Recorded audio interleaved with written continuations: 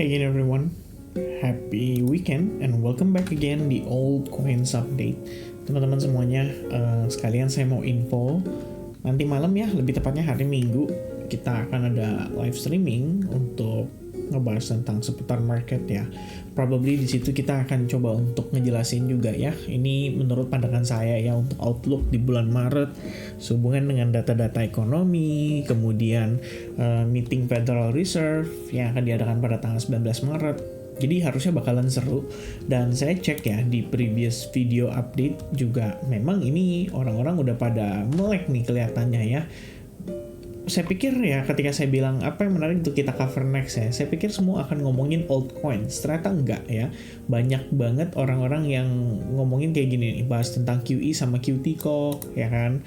Kemudian ya ini ada lagi juga ya XRP, TokenFi ya, token-token tetap banyak ya. Tapi ada yang ngomongin kayak gini nih, bahas katalis. Kemudian ada yang ngomongin soal ini kayak Nvidia ya, revenue, kemudian PCE naik, and bla bla bla ya. I think it's gonna be fun ya kalau kita ngomongin seputar makro kembali. Nih kayak gini ya. Menurut saya paling penting sekarang cari tanda-tanda bear market. Nah ini boleh banget ya untuk kita bahas dan kita coba untuk bedah sama teman-teman gitu ya. But of course if you guys agree ya, kalau kalian agree nanti saya tanya ke kalian sekali lagi di kolom pin komen ya, kalian cukup type ya saja, oke? Ya, but anyway guys, for this altcoins update kita bakal ngebedah soal Arbitrum.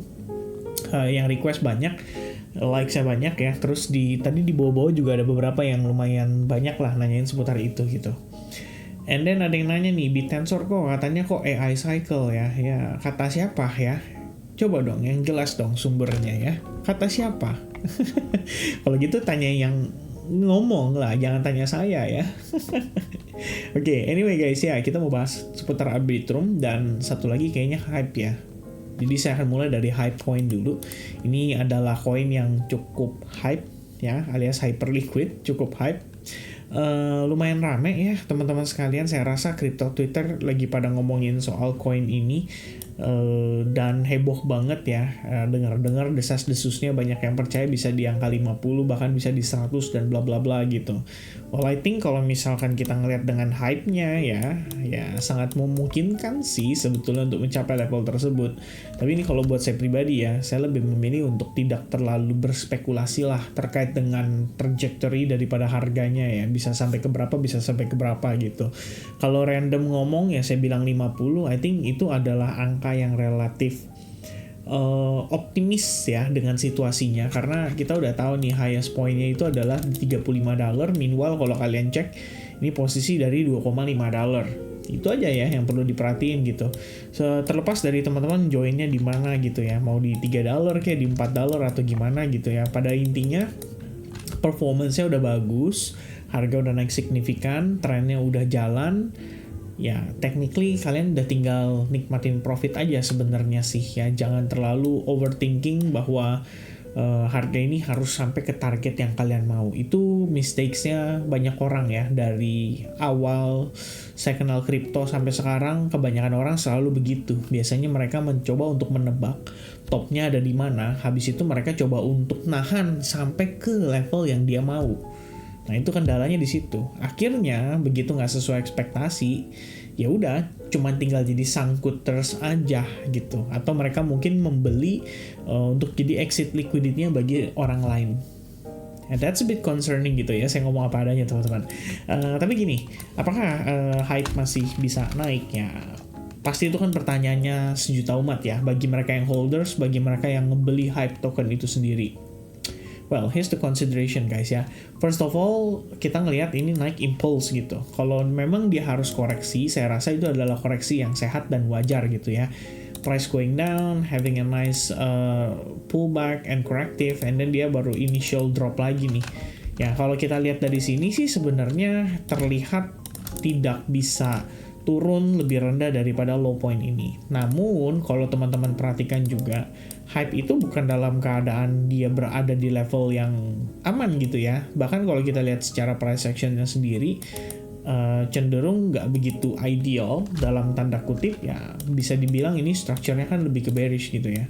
kamu bisa katakan ini bahwa ini adalah pergerakan naik yang korektif membentuk ascending channel and then dia drop gitu.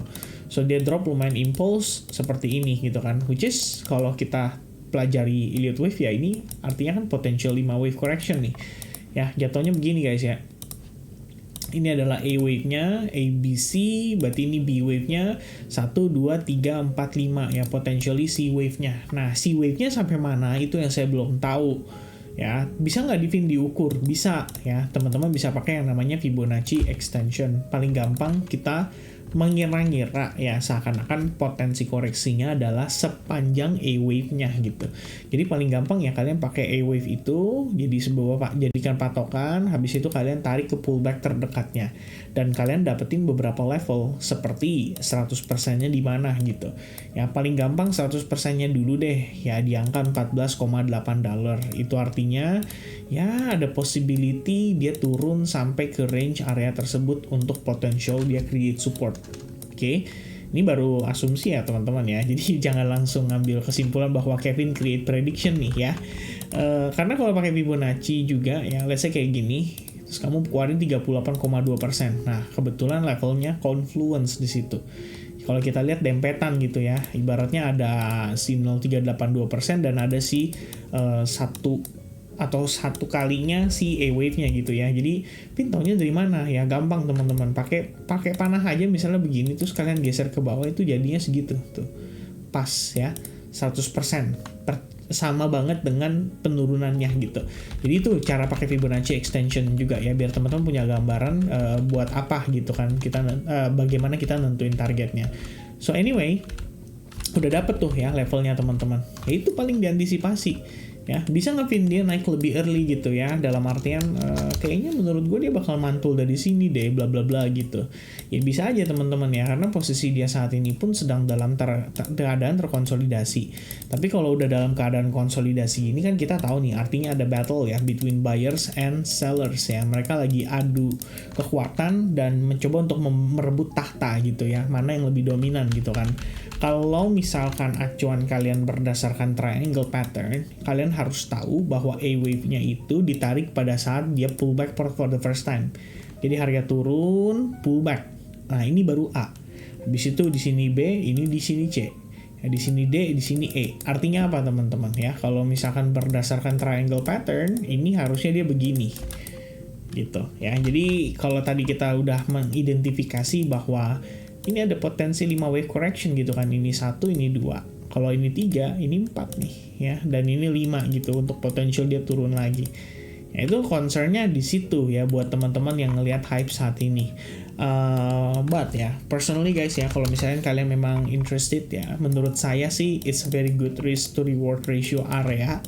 Tapi pertanyaan saya berikutnya adalah Anda siap cut loss nggak gitu loh. In case salah nih ya, analisis atau tidak sesuai dengan harapan kamu gitu ya. Ini analisa bukan saya tapi kamu nih. Seandainya kamu analisa dan kamu salah gitu, kamu ready nggak untuk cut loss gitu loh.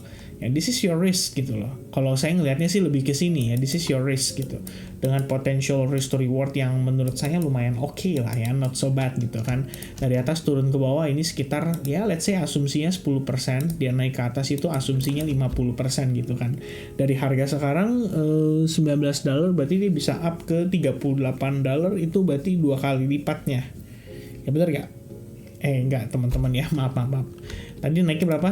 50% ya, berarti 19 tambah 9,5.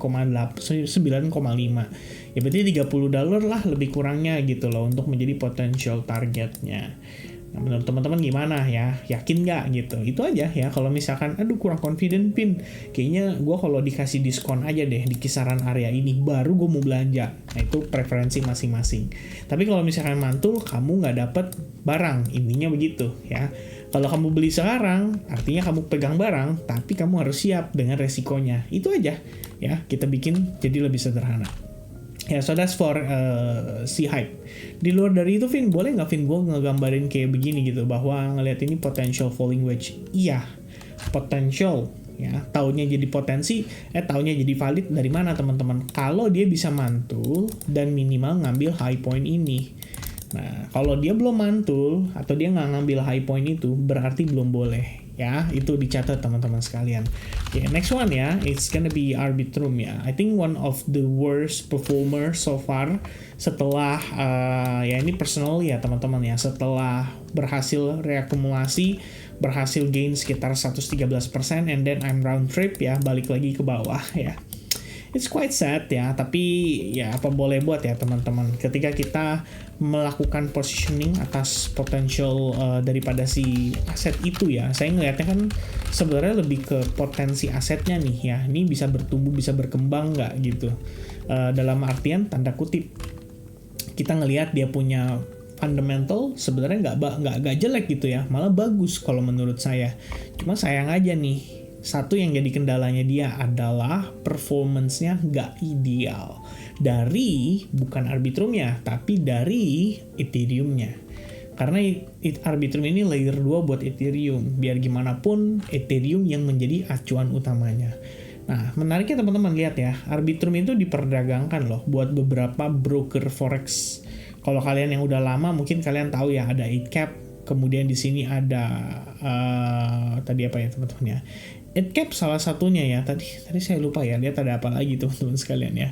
Ya ada broker yang juga ikut bahkan perdagangkan gitu ya, di luar daripada si market forex, market crypto itu sendiri gitu. So I think ya somehow Arbitrum harusnya ya menjadi sebuah potential asset ya untuk kita, misalkan Anda believe dengan si Ethereum-nya ya, maka Arbitrum harusnya bisa jadi potential untuk pegangan betanya gitu kan. Tapi memang pada dasarnya masalahnya di Ethereum, sehingga Arbitrum-nya juga susah nih untuk performance teman-teman sekalian. Dan harus diakui Arbitrum price action-nya jelek banget gitu.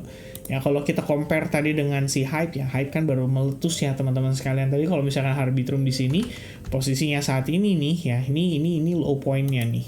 Katakanlah begitu ya. Ini low point-nya aja udah di break lagi gitu, dan kita sedang kondisinya stuck ya, creating lower low secara konsisten gitu. Ini ada low point lagi tapi ini belum di break. Jadi ya for now actually the sell side ya lebih mendominasi, dan saya belum melihat ada tanda-tanda reversal, itu aja gitu. Oke. I believe kalau misalkan kita pengen lihat dia start having a nice rebound ya, dan teman-teman mungkin ya pengen beli lebih agresif gitu, atau mungkin Anda ngerasa bahwa ini adalah potensi reversalnya nih, maka PR-nya adalah nunggu dia break ini dulu ya. Ini harus nih ya di sini. Minimal dia harus break itu dulu gitu. By the time dia break di situ, kamu bisa lihat nanti di time frame lebih kecil kayak 4 jam, 1 jam harusnya nunjukin tanda-tanda kebangkitan nih dari Arbitrum ya. Nanti bisa pertimbangkan untuk masuk atau cari entry point kalau dia sudah mengalami breakout, and then you look for retracement-nya. Begitu. Ya, look for retracement-nya. Ya, kalau misalkan sudah retracement-nya juga poco-poco atau pullback-nya korektif ya baru jadi pertimbangan. Kalau belum gimana, Vin? Ya udah. Ya, seberarti belum waktunya aja gitu. Oke. But so far kalau misalkan saya penasaran sih, pengen tahu update-nya juga ya seputar di Arbitrum ini, terutama dari dia punya pertumbuhan jaringan tuh kayak gimana ya. Setahu saya sih masih bagus ya. Setahu saya, tapi kita lihat aja lah teman-teman sekalian ya, token terminal, terus kita lihat yang Arbitrum punya project aja nih langsung. Ini kalau kalian lihat total value lock-nya itu masih di angka 2,8 miliar dolar. It's quite big ya, bahkan bisa dibilang very very big. Oke, kalau kita compare dengan base 2,9 miliar dolar, tapi base itu kan bukan di saya nggak tahu ya dia termasuk Ethereum atau enggak ya, tapi harusnya sih di luar ya, base itu ada jaringan sendiri gitu. But ya anyway, Arbitrum somehow 2,8 miliar dolar masih gede gitu. Kalau kita bandingkan dengan Sui aja yang recently lagi meletus price action-nya ya 1,3 miliar dolar. Artinya Arbitrum itu 2 kalinya dari Sui teman-teman sekalian. Cuman ya itu ya tadi saya bilang ya, performance-nya belum dapat ya, kita belum melihat dia ada cukup dapat money flow lah untuk kita ngelihat dia perform dalam keadaan yang relatif oke. Oke, jadi kalau kita lihat ya dari segi jaringan, sebenarnya TVL-nya pun nunjukin kalau ada optimistik di situ. Itu pertama. Yang kedua teman-teman ya, ini kalau kita ngelihat dari token terminal ya, I think we should check on the metric ya. Kita bisa lihat data-data yang disajikan di sini, seperti misalkan kita lihat active user monthly-nya, kemudian fee-nya, kemudian token holders, revenue, dan bla bla bla gitu ya. So far kalau untuk kita ngelihat dari revenue ya di Arbitrum, ini kan sekitaran 31,4 juta dolar ya. Ini update-nya per kapan nih? Ya, saya baru ngeh lagi ya, ternyata token terminal ini ngeganti dia punya tampilan ya, atau dia punya interface ya. Ya mungkin I have to learn ya more about it ya, supaya lebih enak teman-teman sekalian. Ini kalau kita lihat dalam bentuk chain-nya 365 hari ya, diceknya 365 hari. Kita buka 30 hari terakhir deh ya. Daily average for the last 30 days. Oke, for the last 365 days of course. Jangan deh ya, sejak dia turunnya aja ya, 90 hari terakhir gimana tuh ya. Kita penasaran, pengen tahu nih. Kalau kita lihat ya, dari segi revenue, 90 hari terakhir, weekly sum ya, for last 90 days itu sekitar 7,6 million dollars. Not so bad kan? Jadi sebenarnya perusahaannya make money nih teman-teman sekalian. Cuman tidak bisa dipungkiri Arbitrum itu juga ada masalah ya dari internalnya, yaitu token supply unlock-nya yang secara linear. Jadi dia terus keluar, pasti mempengaruhi. Tapi yang kita menjadi permasalahannya adalah dari sisi demand-nya belum siap. Ya, apalagi Ethereum-nya nih belum nunjukin adanya tanda-tanda kebangkitan teman-teman. Ya, jadi satu kemunduran lah kalau saya bilang ya. Seandainya kita mengharapkan Arbitrum bisa ngasih performance yang ideal banget gitu. Ya, but so far ya saya pikir terlepas dari kondisi tersebut ya, ini Bitcoin tentu saja creating lower low, tapi kalau kita lihat Arbitrum ya dia juga sama sih creating lower low gitu, tapi nggak separah yang gimana banget ya. I mean if we compare it to, I don't know ya, ini head to head atau enggak ya, tapi kalau compare dengan Manta ya, Manta juga sama ya, turunnya lumayan dalam teman-teman. Tapi kalau kita lihat lower low-nya, mana yang lebih curam gitu kan, between si Manta dan Arbitrum ya. I think Arbitrum somehow dia masih maintain dengan proper. So harapan saya besar ya datang dari Ethereum-nya sih. Kalau misalkan Ethereum-nya bisa kasih performance yang bagus, saya pikir Arbitrum harusnya bisa rebound gitu ya. But for now ya, saya nggak coba untuk nebak-nebak kayak di mana bottom-nya, karena saya lebih memilih untuk melihat juga kira-kira di level mana, maksudnya kira-kira momentumnya Arbitrum bisa nggak nih untuk dia reverse dari previous high point. Itu dulu jadi pertimbangan saya untuk saat ini. So guys, that's gonna be the update buat Arbitrum dan juga untuk Hype. Sekali lagi jangan lupa ya, tulis di kolom komen kalau kalian agree untuk live streaming besok atau nanti malam lebih tepatnya. Kita ngebedahnya lebih ke arah untuk mungkin ya market outlook lah di bulan Maret gitu kan. Kita bikin kayak satu segmen nih. Kalau awal bulan kita live-nya ngebedah tentang market outlook, just let me know ya teman-teman ya. Boleh type yes di kolom komen. So that's gonna be the update. Thank you very much and I'll see you guys again in the next update guys. Cheers. Happy weekend. Bye bye guys. Oh, God bless everyone.